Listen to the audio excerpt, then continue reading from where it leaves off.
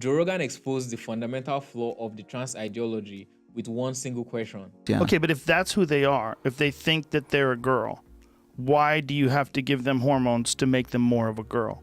I don't think Joe Rogan's guest had contemplated this question before, and as you would expect, it totally discombobulated him.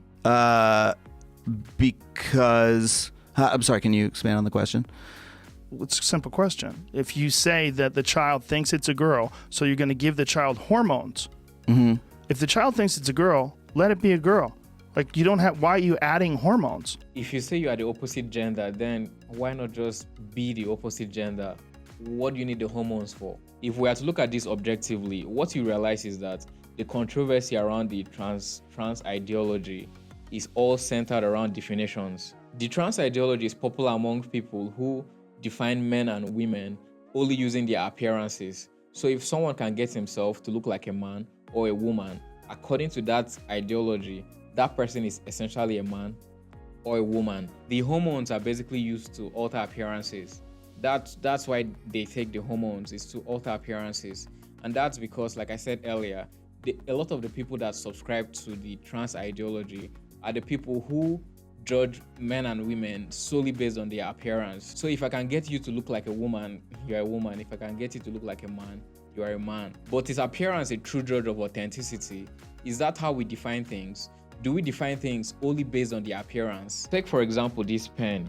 What makes this a pen and not a piece of French fries? To do that, we consider three main things. We consider its appearance, its function, and its behavior or properties. Generally, a pen is long, it's slender with a writing tip.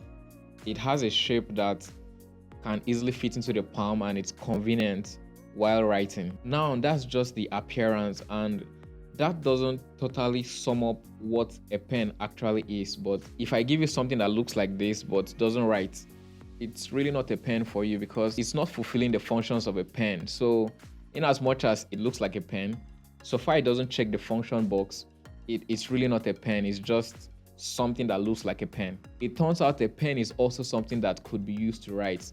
It just doesn't look a certain way. It has a certain function. For properties or behavior, we can all agree that a pen needs to have ink or something equivalent, and it should have a mechanism that helps it to spread that ink on surfaces without spilling. I think that's a comprehensive definition of what a pen is, because if you have a pen that looks like this, even this, if the ink runs out, it's no longer a pen because I can't use it to write. Typically, I would just throw it out because it's no longer a pen. Although it still looks like a pen, it still has the properties of a pen, but it doesn't function as a pen, so it's not a pen. Those three layers, its appearance, its function, and its properties, are essential when you're trying to define what a pen is. And to be honest, they are essential when you're trying to define what anything is. Defining things solely based on what they look like is insufficient because looks can be easily manipulated. Using appearance to define something is a weak way of defining that thing when you compare it to its structure, to its function, to its properties. Are you a man because you look like a man? Or are there other things involved? The answer is there are lots of other things involved, because just looking like a man doesn't make you a man. A mannequin looks just like a man, but it's not a man. Because I think they have a distinct physiological advantage that's been expressed many times. I mean, there's a lot of records have been broken by trans women who are now weightlifters, and there's that one who's the fucking dirt biker was a professional professional rider before as a man and then transitioned over to a woman. It's just dominating these things.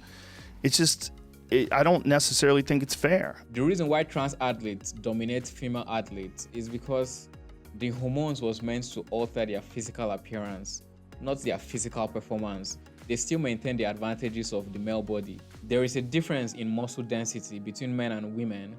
There's a difference in lung capacity.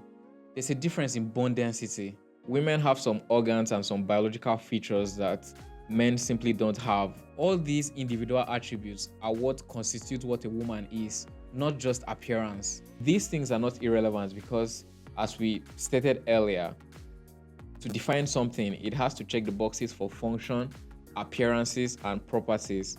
It can't just be appearance. I need to be clear. I understand trans people exist. So what I'm trying to say is that I understand that There are people who feel alienated in their body and they wish they were someone else, or for whatever reason they are more comfortable appearing as the opposite gender. I understand there are people like that. I'm not trying to make their situation look less authentic than it is. So now the question is, should those people be automatically classified as the opposite gender with all the benefits, all the restrictions, and all the societal rules around that gender? Do the trans people qualify to receive that? Do those people who feel alienated in their body, do they qualify to be the opposite gender based on that feeling alone? Or should they be classified? Should they have a different category for people like that? Let me know your thoughts in the comment section. If you enjoy the kind of things I talk about, and if you'd like to see my face again, consider subscribing to the channel. See you guys in the next video. Peace.